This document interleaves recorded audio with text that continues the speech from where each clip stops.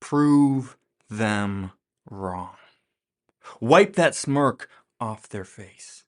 Remove the pretentiousness from their voice. Throw their words back in their face, not with your words, but with your actions. Prove them wrong. I frequently debate financial services representatives about the merits of financial strategies and particularly investment strategies versus financial products. And often these debates include me showing how bad most insurance products are and sharing the superior strategies that lead to superior results. They toss out some insurance myths, like some of the ones that we covered way back in episode 14 through 18, and I systematically debunk them. It's a pretty one-sided affair, at least in my opinion. Left with no other option, they will inevitably come out with this final and very tired statement. We need to sell them insurance. Because if we don't, then they won't do those other strategies on their own. We must sell them the expensive life insurance from our company because otherwise they wouldn't get it.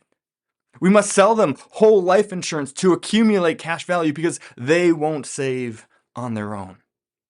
Universal Life is a great product because even though investing is better, they won't buy term and invest the difference. So what if annuities are extremely expensive and have a poor return? Who cares if on paper your retirement strategy is better? Without the guarantees of an annuity, they won't be able to stay invested. Without us and our horrible for the client, great for our wallet products, you will fail. That's ultimately what they say. That's what it comes down to, some version of those statements. Without their products, you will fail, according to them. Let me first address these financial advisors in case any of them are listening or have been turned on to this episode by someone who works or used to work with them. And then I want to challenge you, the listener, you are not a financial professional. So here's my response to the financial representatives that hold this position. With great power comes great responsibility. You are holding yourself out as an advisor, right? As a financial advisor, as an expert in personal finance. You have power and influence over the decisions that clients make. And with that power comes great responsibility to do what is best for the client, not for you. If you think your primary duty is to earn commissions so that you can provide for your family or qualify for that bonus trip to Hawaii, then title yourself what you are. I'm a financial product sales representative. If that's your title, then that's what you're allowed to do and you are able to accomplish that mission. Then folks will know that your job is to sell them products and it's up to the buyer to beware. But if you call yourself an advisor, your duty shifts to doing what is right for the client. Your responsibility is to guide them to the best chance of their success. And if you can't do it well enough to provide for your family, that's not the client's fault, right? It's not their job to ensure you're profitable, and your success cannot come at their expense. You say clients won't achieve their goals without you and your products. And let me handle that first part, right? It may be true that clients won't be successful without your guidance. Perhaps they know that, and that's why they are coming to you in the first place. They want someone who can guide them to success. But they are coming to you, not to your company. They are coming to you. No one says to themselves, man, I can't navigate this complex financial world alone. At least not optimally, right? I need to find an insurance company to sell me products and investments to help me meet my goals. No one says that, right? They say, hey, I'm not sure I can navigate this complex financial world alone, at least not optimally, right? I better find someone to help me. They want someone to guide them, someone to help them, not some company to sell them products. They trust you to guide them to the best possible solution. Perhaps they need great term life insurance and haven't bought it yet. Great. Recommend the best value in term life insurance they can get. Perhaps they won't buy term and invest the difference on their own. No problem. That's why you're there, right? If you can convince them to put $500 a month into a whole life insurance policy until age 65, you can surely convince them to put $50 a month into a term life insurance and $450 a month into a Roth until age 65. Right? Whole life is a product that must be sold. You got to convince people to buy that. Roth IRAs sell themselves. And so if you can convince them to do this, then I know you're good enough to convince them to keep saving diligently and methodically into their Roth IRA for decades. That's why they're coming to you, for your help in doing that, not so that you can sell them a product and get a big upfront commission. Perhaps they would panic out of the market if you in retirement on their own.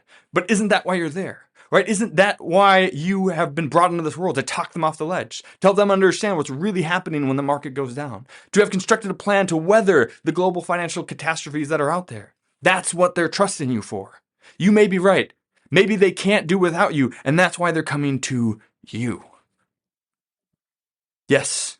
And then you might say, well, they can't do it without our products. Like, I need the products along with me to help them achieve their goals. They can't do it without our products. Yes, they can. Yes, they can. With a proper strategy and plan and ongoing accountability that you are supposed to provide them, and the guidance if they need it, then they can do it without products.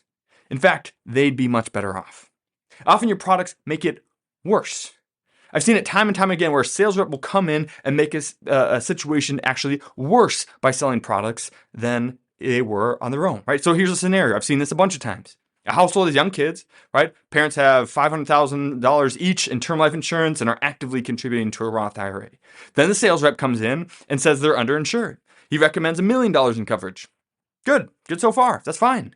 And then he'll recommend they diversify their savings, reducing their Roth IRA contributions to invest in a whole life product to help get them both the life insurance and the savings component of the product. They go from underinsured but properly saving to overinsured and undersaving.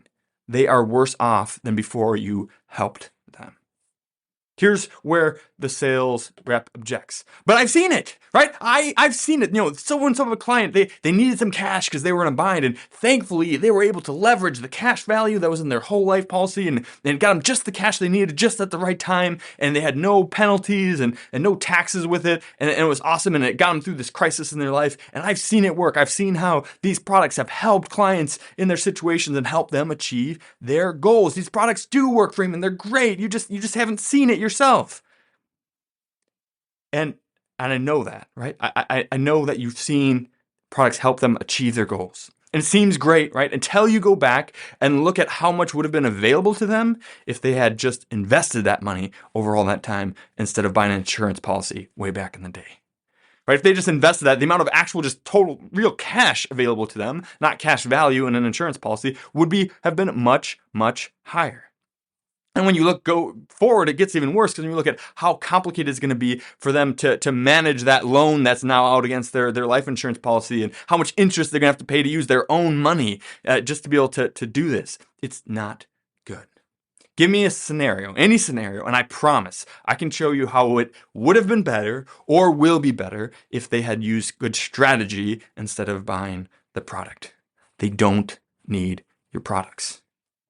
So listen, financial representative, I get it, right? It is hard to become a fiduciary financial planner. It is hard, right? You have to learn a lot. You have to have a lot of knowledge. You have to develop a lot of skills in communication and helping clients. It's far easier to learn to sell the products of an established company than it is to learn how to communicate strategy and become a true financial guide in an ever-changing landscape. It's hard, I get it. But here's the solution. Be better. Be better at your job. The difficulty of becoming a real financial advisor is not an excuse to call yourself one and then sell products instead. Either level up your skills and become what you call yourself, or stop calling yourself that. Be better. And to clients, other people who are not financial professionals, thank you for suffering through that. If you know someone who works for an insurance-based company or has been selling these things, feel free to send them this episode. I would love to have a conversation with them. Again, I came from that world. I know where you're at. If you have any inkling at all, if you're a financial representative in that kind of scenario, and you have any inkling at all that you want to start doing it the right way, I would love to talk to you and help you start doing it the right way. But to all the non-financial folk out there, I say this, right? Prove them wrong. Prove those financial services representatives wrong. Do so by taking initiative, right? Because that's what they always say. They would never do what they need to do without us. Prove them wrong. Take initiative. Take initiative on insurance, right? Figure out what insurances you need, what types, and how much. Do this without the help of someone who actually sells you the insurance, right? Because they're always going to say you need more than you probably actually do. Do your research or work with a fiduciary who will recommend what you need, but receives no kickbacks, no incentives to recommend more of one kind than another or specific types. Knowing what insurance you need and how much you need gives you the power to do what's best for you. Take the initiative on investing, right? Don't wait for a financial salesperson to come along and push you to invest more along with selling you a product. Do it yourself. Just do it. Take the initiative. Invest. Save more of your money. Take initiative with financial planning, right? Financial sales representatives prey on people who have no direction for their life, who don't know what they're doing with their money and don't know how to navigate the world. And since they don't know anything, they gravitate towards the first person that steps in their life that says, hey, I can help you. And they don't know any better. So anything is better than nothing, and this allows them to justify selling you horrible products because they are slightly better than doing nothing at all. Prove them wrong by taking initiative. Prove them wrong by building discipline. This is what they say, right? No, they would never stay the course of a financial strategy. They need longer surrender charges to keep them invested, and they need required payments, required premiums to keep them saving. Right? I've literally heard multiple people say this, right? They'll say something like, well, when things get tight, people will stop saving and investing, but they don't stop paying their bills. And that's why we need to sell them these products, because even though they'll stop contributing to the Roth IRA, they'll keep paying their whole life insurance premium. Like, I've heard multiple people say that. That is one of their rationales for selling you crappy products. And so prove them wrong, right? Don't just start investing, right? Keep investing. Don't just get invested, stay invested. Build the discipline to keep doing the things that you need to do for decades, and get help and accountability in maintaining those disciplines. It's much, much cheaper to get help sticking to a plan for the long term than it is to fail at the plan or to buy these alternative products. So prove them wrong by doing it right? Because no one wants to be mediocre with money. So what do? They ask for adequate advice, right? They request rudimentary recommendations. They seek out subpar strategies, right? No!